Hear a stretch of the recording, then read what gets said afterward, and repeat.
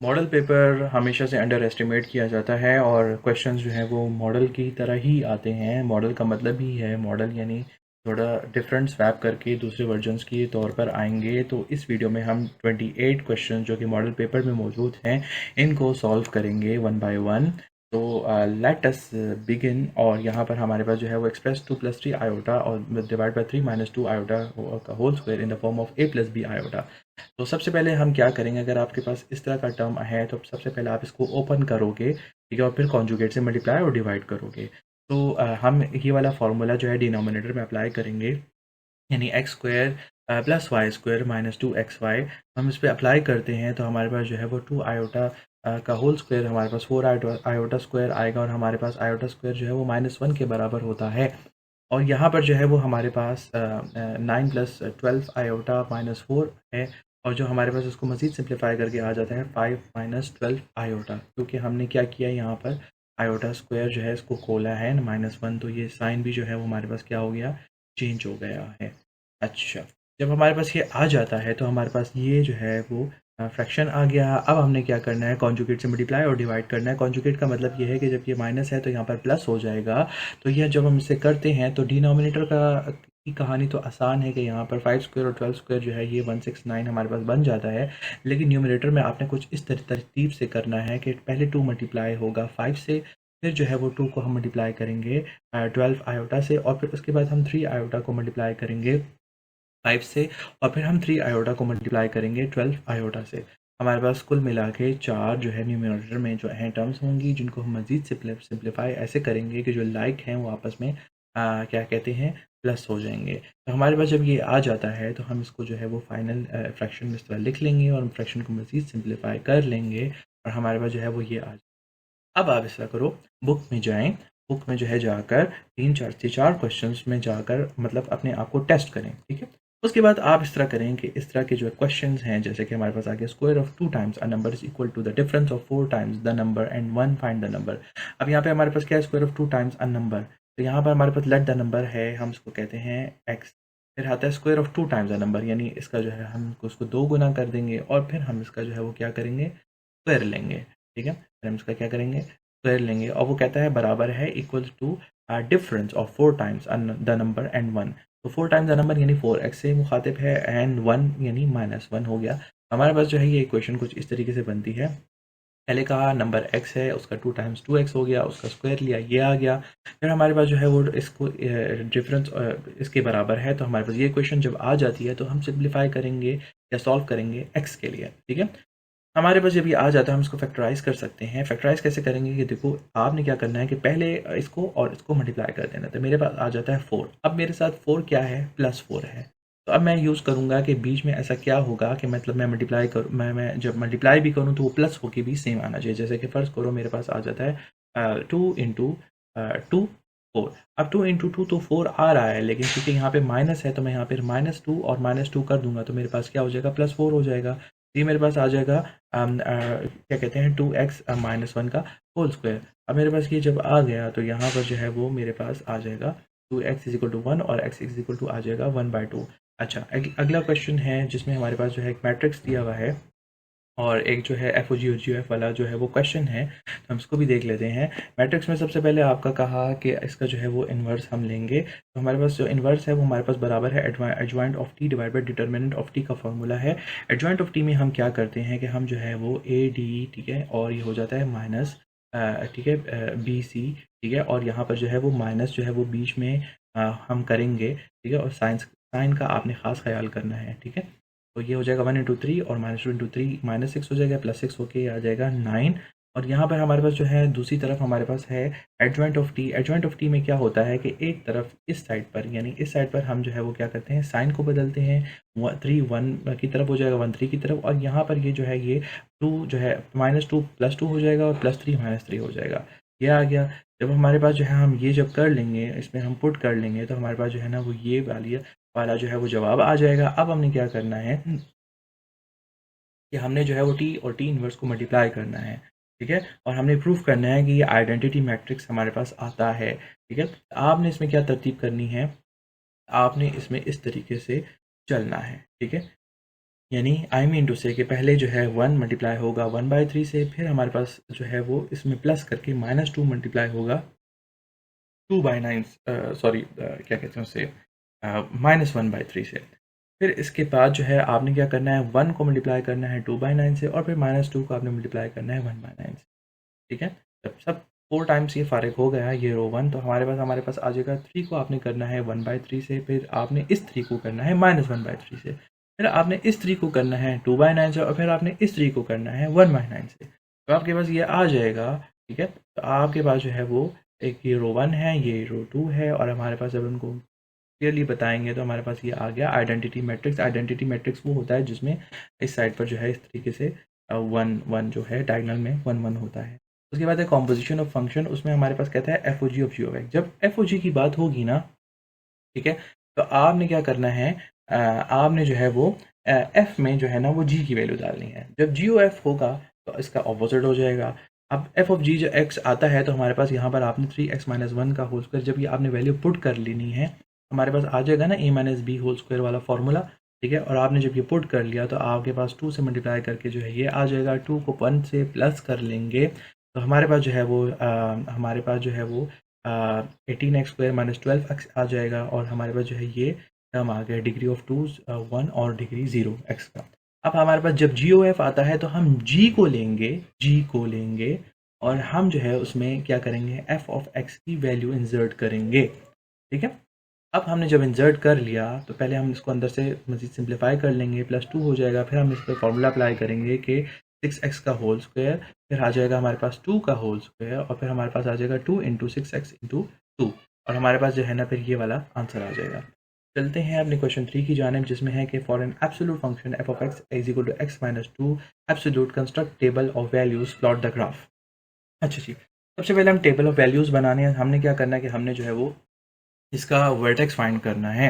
हमारे पास ये आता है 2। ठीक है, हमारे पास क्या आता है 2, तो इसका मतलब ये है कि हमने जो है वो तकरीबन 0 से शुरू होके 4 की जानिब हमने बढ़ना है, और हमारे पास हम इसमें ये पुट करेंगे। ठीक है, 0 पुट करेंगे, यहाँ पे जो है वो ये वैल्यूज़ हैं, 1 पुट करेंगे, 2 पुट करेंगे, 3 पुट करेंगे, 4 पुट करेंगे। एब्सोल्यूट आपको पता है ना, जब किसी चीज़ का एब्सोल्यूट लेते हैं तो वो साइन जो है वो इग्नोर हो जाता है। हमने इग्नोर कर दिया साइन को। अब हमारे पास जो है वो एक्स में और वाई में ये हमारे पास ये ऑर्डर पेयर आए हैं, और अब हम बनाने जा रहे हैं इसका ग्राफ। ठीक है, हमने ग्राफ किस तरह बनाना है। अच्छा, ग्राफ पेपर के बारे में इंफॉर्मेशन देता चलूँ कि आपका जो है वो ग्राफ आपको मौजूद होंगे, तो आपने वहाँ पर ये ग्राफ ड्रॉ करने हैं। यहाँ पर हमारे पास देखिए 0 2 है ना, यानी हमारे पास एक्स एक्सिस में ये हमारे पास एक्स एक्सिस है, ये हमारे पास वाई एक्सिस है। ठीक है, तो ये हो गया 0 2। फिर हमारे पास आ जाता है 1 और 1, फिर हमारे पास आ जाता है 2 एंड 0, फिर हमारे पास आ जाता है 3 एंड 1, और फिर हमारे पास आ जाता है 4 एंड 2। ये थी जी इसकी कहानी। अब है जी इसमें जो उन्होंने प्रॉब्लम दिया है कि Saqib can clean warehouse in 5 hours while Aqib can clean it in 7 hours. They work together for 2 hours, then Saqib leaves, how long will it take Aqib to finish alone. ठीक है, तो हमारे पास जो है वो साकिब ने जो है वेयर हाउस जो है वो क्लीन जब किया, तो हमारे पास आ जाएगा 1/5 of the warehouse per hour, और यहाँ आ जाएगा 1/7 of the warehouse per hour. ठीक हो गया। अब हम उन्होंने कहा कि they work together for 2 hours, इन्होंने 2 घंटे तक काम किया। ठीक है, तो हमारे पास जो है कंबाइंड जब हम निकालेंगे तो हमारे पास जो है वो आ जाएगा 12/35। ठीक है, उसके बाद जो है हमने ये क्योंकि ऊपर बार बार मेंशन हो रहा था कि फर्स्ट 2 आवर्स में, तो हमने जब इसको मल्टीप्लाई किया 2 से, तो हमारे पास आ जाएगा 24/35। सॉरी, उसके बाद हमने क्या करेंगे, हम डिटरमिन करेंगे रिमेनिंग वर्क, क्योंकि टोटल जॉब जो है वो हम 1 से रिप्रेजेंट कर रहे हैं। ठीक है, और यहाँ पर है the remaining work left for Aqib. ठीक है, तो यहाँ पर हम जब ये कर लेंगे 24/35 से, ठीक है, माइनस, तो यहाँ पर हमारे पास जो है एलसीएम लेकर हमारे पास आ जाएगा 11/35। जब 11/35 हमारे पास आ जाता है तो हम जो है वो क्या करेंगे कि आकिब के रेट से डिवाइड कर देंगे, रिमेनिंग वर्क और आकिब के रेट से डिवाइड कर देंगे। हमारे पास आ जाएगा मल्टीप्लाई बाय रेसिप्रोकल। हम रेसिप्रोकल मतलब ये 1/7 है, तो जब ये ऊपर चला जाएगा तो ये 7/1 हो जाएगा। हमारे पास आ जाएगा 77/35, और उसको जो है हम क्या करेंगे, डिवाइड न्यूमरेटर डिनोमिनेटर बाय 7, क्योंकि 5 पे ये दोनों डिविजिबल हैं। ठीक है, अब हमारे पास आ जाता है 11/5 आवर्स, तो हमारे पास जो है वो 11/5 बराबर है 2.2 आवर्स के, या 2 होल 1/5 के। ठीक है, तो हमारे पास जो है वो फाइनल आंसर जो है वो आ गया 2 आवर्स एंड। इसके बाद हमारे पास ये वाला क्वेश्चन है कि सॉल्व द इनइक्वालिटी। इस इनइक्वालिटी को सॉल्व करते हैं। हमारे पास जो है, क्योंकि इसमें कहा है कि ग्रेटर देन इक्वल टू, तो इसका मतलब ये है कि इधर A absolute is greater than equal to B, ठीक है। और हमारे पास ये भी हो सकता है कि a is less than equal to minus b. अब हमने यहाँ पे माइनस का साइन लगा लिया, तो पहले हम केस 1 को कंसिडर करते हैं, ठीक है। और यहाँ पर जो है हमारे पास केस 1, जब हम इसको सॉल्व करते हैं, हम क्या करेंगे कि यहाँ जो है ये 4 यहाँ पे चला जाएगा, तो ये हो जाएगा 8/3। अब यहाँ पे 3 जो है यहाँ पर जो है ये क्या कहते हैं 2 यहाँ पे प्लस हो रहा है, यहाँ पे माइनस हो जाएगा। यहाँ हम ले लेंगे एलसीएम।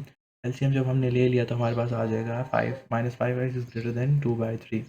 अब हम क्या करेंगे कि हम इसको जो है वो डिवाइड करेंगे -5 से, ठीक है। और हम क्या करेंगे कि इन इक्वालिटी साइन को जो है ना फ्लिप कर देंगे, तो हमारे पास जो है ना वो x is less then 2/3 divide by 5 हो जाएगा। तो यहाँ पर हम जब डिवाइड करेंगे हमारे पास मतलब ये आ जाएगा 3 × 5 और 15, तो x इज़ लेस देन -2/15। अब हम दूसरे केस की जाने बढ़ते हैं, जिसमें हमारे पास है जी ये, ठीक है। और हम इसको जो है ना वो क्या करेंगे 4 से मल्टीप्लाई कर देंगे, 4 को 2 से कर देंगे तो हमारे पास 8 आ जाएगा। अब हमारे पास जब 8 आ जाएगा तो हमारे पास जो है वो -8/3 -2, ठीक है, क्योंकि ये 2 वहाँ पे चला गया। और यहाँ पर जब हम दोबारा से क्या कहते हैं इसको यहाँ लेके जाएंगे तो फ्लिप हो जाएगी इनइक्वालिटी। इनइक्वालिटी फ्लिप हो जाएगी तो हमारे पास आ जाएगा x is greater than equal to 14/15। तो हमारे पास जो आंसर आ जाएगा हम इसको इस तरीके से लिखेंगे इंटरवल नोटेशन में कि -∞ -2/15, ठीक है। और ये यूनियन और मेरे पास आ जाएगा 14/15 और फिर इन्फिनिटी, ठीक है, यानी -∞ और फिर +∞। अच्छा, उसके बाद हमारे पास आ जाता है एक्सपोनेंशियल फंक्शन ग्राफ।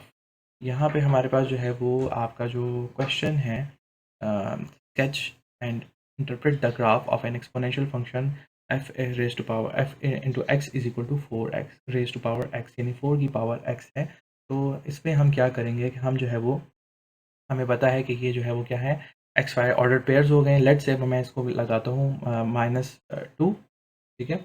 तो -2 जब मैंने इंसर्ट किया तो मेरे पास जो है वो क्या आ जाएगा, ये टर्म आ गया, ठीक है। और मेरे पास जो है वो एक्स में जो है -2 है और वाई में ये वाला टर्म है।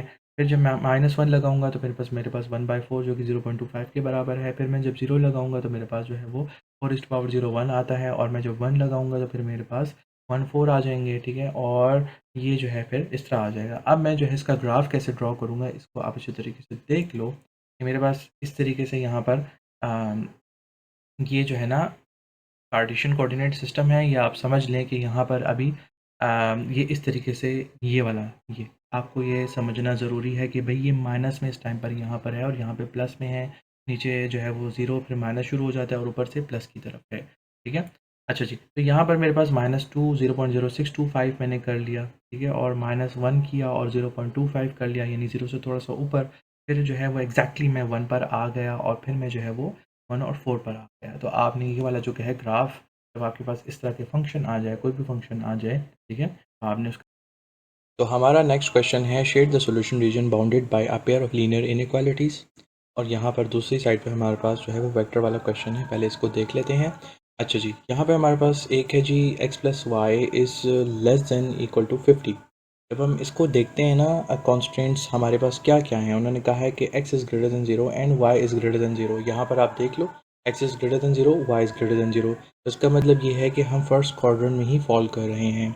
उसके बाद हमारे पास जो है हम चेक करेंगे कि जो हमारे पास क्या कहते हैं कि इसमें हमारे पास शेडिंग को हम डिटरमिन करेंगे ना, कि हमारे पास लेट से ये आ गया।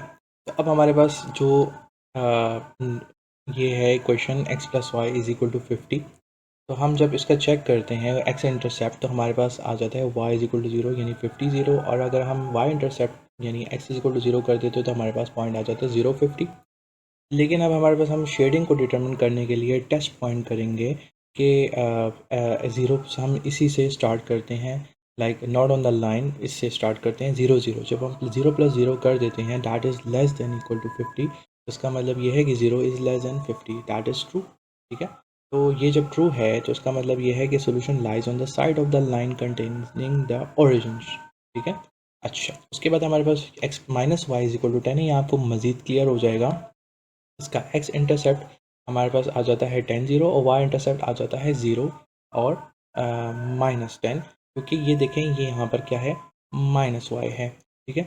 और हमने अब यहाँ पर यही चेक करना है टेस्ट पॉइंट्स के ज़रिए से, 0 -0 हमारे पास ग्रेटर देन इक्वल टू 10 है, दैट इज़ बेसिकली फॉल्स, ठीक है। Since this is false the solution lies on the side of the line that does not contain the origin, ठीक है। अब नीचे जब मैं आपको ग्राफ दिखाऊंगा तो आपको जो है मज़ीद समझ आ जाएगी।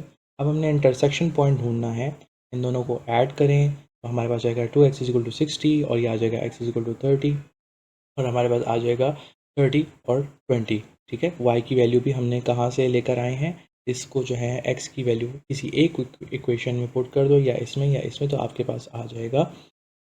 जब हमारे पास इंटरसेक्शन पॉइंट आ जाता है तो अब हमारे पास एक रीजन है x intercept of the second line और ये आ जाता है x intercept of the first line, यानी 10 0 और 50 0, और इनको जो है जब इंटरसेक्शन होती है तो ये जो है हमारे पास 30 20 आता है। अब अभी हम शेड की बात कर रहे हैं ना, ये देखें ये है सोल्यूशन रीजन, यानी ये जो है ये शेडेड रीजन है, जिसमें हमने 50 0 का यहाँ पे ट्रू था और यहाँ पे फॉल्स था, तो इस वजह से हमारे पास हमने इसको कहा कि हम जो है वो क्या यूज़ करेंगे 10 0, ठीक है। अच्छा जी, अब हमारे पास जो है वो नेक्स्ट क्वेश्चन है और वो है जी वेक्टर ट्रांसलेशन का। उसमें जो है उन्होंने क्वेश्चन दिया हुआ है कि ए पॉइंट जो है वो 2 3 है, बी 6 8 है, और वो कहता है एक वेक्टर है जो ट्रांसलेट करता है पॉइंट ए को एक नए पॉइंट की तरफ सी। तो कहता है कि सी के कोऑर्डिनेट्स जो है वो फाइंड आउट करें, ठीक है। तो पहले जो है इसको कर लेते हैं। हमारे पास आ जाता है पॉइंट सी, क्योंकि पॉइंट ए को हम नए उसमें लेके जा रहे हैं, ठीक है। हमारे पास आ जाएगा 2 + 4 और 3 + 5, ठीक है। भला कैसे, भला ऐसे कि 2 + 4 और 3 + 5 ऐसे, ठीक है। अच्छा, सी इज इक्वल टू हमारे पास आ गया 6 8, तो हमारे पास हमसे ये जो है वो 6 8 वही पोजीशन है जो कि बी की पोजीशन है, और आपसे फिर कहता है कि verify the same vector can also translate point B to the point D 10 13 justify your answer, ठीक है। तो आपने क्या करना है कि point B to the point V, ठीक है। हमारे पास जो है पॉइंट B और ये वाला था 6 8, और पॉइंट B जो है यानी D जो है वो हमारे पास 10 13 है, इनको हमने ऐड करना है। सॉरी, ये जो है पॉइंट C जो है हमारे पास 6 + 4 वाला, ठीक है, यानी ये वाला जो ट्रांसलेशन वेक्टर है इसके साथ आपने ऐड करना है, ठीक है। यानी बी जो है मेरे पास है 6 + 4 और ये जो है 8 + 5। आपको इस तरह समझ नहीं आएगा, इस तरीके से यहाँ से समझा देता हूँ कि 6 + 4 करो तो 10 आता है और 8 + 5 करो तो हमारे पास क्या आता है 13 आता है। तो यही आ रहा है ना, ठीक है। जब यही आ रहा है तो दैट हैज़ बीन वेरीफाइड, ठीक है। मैं यही जस्टिफिकेशन देनी थी। अच्छा, उसके बाद हमारे पास जो अगला क्वेश्चन है वो ये है 3 points A B C in the plane are given by the position vectors. ये हमारे पोजीशन वेक्टर्स हैं 2 1 5 - 2 और 1 - 3 with O O as reference point, ठीक है। यानी 0 0 हमारे पास रेफरेंस पॉइंट है। कहता है ए बी और ए सी मालूम करें, determine if A B and C are collinear, ठीक है। तो हमारे पास वैल्यूज़ हैं 2 1 5 - 2 और 1 - 3, ठीक है। आपने क्या करना है कि ए बी मालूम करना है, ठीक है। हमें पता है कि ए बी जो है हमारे पास कैसे होगा कि ओ ए, ठीक है, sorry O B minus O ए, हम इस तरह करेंगे और हमारे पास हम 5 - 2 कर लेंगे और 2 - 2 -1 कर लेंगे, ठीक है। हमारे पास ए बी आ जाएगा। ए सी के लिए हम क्या करेंगे, ओ सी माइनस ओ ए करेंगे, ठीक है। और हमारे पास यहाँ पे जो है ना ये माइनस करके हमारे पास ये आ जाएगा। उसके बाद हमारे पास आ जाता है determine if A B and C are collinear, ठीक है। को लीनियर से जो है वो मुराद क्या होता है कि वो स्ट्रेट लाइन में लाई करती हैं कि नहीं करती, ठीक है। उसके लिए हम को लीनियरिटी के लिए हम क्या चेक करेंगे कि हम कहेंगे कि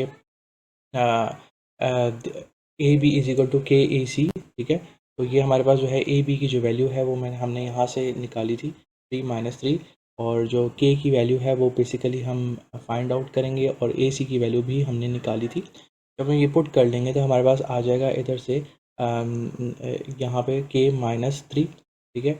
और अगर हम -3 के केस में करेंगे तो हमारे पास के की वैल्यू आ जाएगी 3/4, ठीक है। Since the values of k are not equal, they are not equal, ठीक है। तो इसका मतलब ये है कि they are not parallel vectors, ठीक है, और ये not they are not collinear. तो हमारा नेक्स्ट क्वेश्चन है, find the solution set of equation 1/x minus 11y under root x is equal to 18 minus 18 sorry. तो यहाँ पर जो है हमने क्या करना है कि हमने लेनी है सपोजिशन। हम सपोज करेंगे कि u जो है वो 1/√x के बराबर है। यहाँ पे देखें ये 1/√x के बराबर है, और जब हम इसका स्क्वायर लेते हैं तो हमारे पास आ जाता है u स्क्वायर 1/x। तो यहाँ पर जो है वो हम u स्क्वायर है 1/x की जगह, और u जो है वो है 1/√x की जगह। अब हम क्या करेंगे, हम इसको रीअरेंज करेंगे अपने क्वाड्रेटिक इक्वेशन के हिसाब से। एक्स स्क्वायर, ठीक है, यानी ये एक्स स्क्वायर वाला टर्म है u रेज़ पावर 2 डिग्री 1, और यहाँ पर क्या आ जाता है डिग्री 0, ठीक है। तो ये हमने जब सेट कर ली, अब हम क्या करेंगे कि हम इसको करेंगे फैक्टराइज मज़ीद। ये हमारे पास आ जाता है 18, ठीक है, और हमारे पास आता है 9 × 2 क्या आता है 18 आता है। लेकिन हमारे पास जो है वो, क्योंकि यहाँ पे माइनस का साइन है और यहाँ पे जो है वो हमारे पास क्या है प्लस का साइन है, ठीक है। तो हम ले लेंगे -9 × -2। तो हमारे पास आ जाएगा +18, और 9 -9 -2 करेंगे तो हमारे पास 11 हो जाएगा, ठीक है। तो जब हमारे पास ये हो जाएगा, एक u-2 आ गया, u-9 आ गया, तो हमारे पास आ जाता है u = 2 और एक आ जाता है u = 9। अब हम क्या करेंगे, सब्सटीट्यूट बैक, ठीक है। वो कैसे, हमारे पास जो है वो u की वैल्यू आप सबको पता है कि वो थी 1/√x थी, और यहाँ से हमारे पास आ गया √x = 1/2, ठीक है, और यहाँ से हमारे पास आ गया 1/4।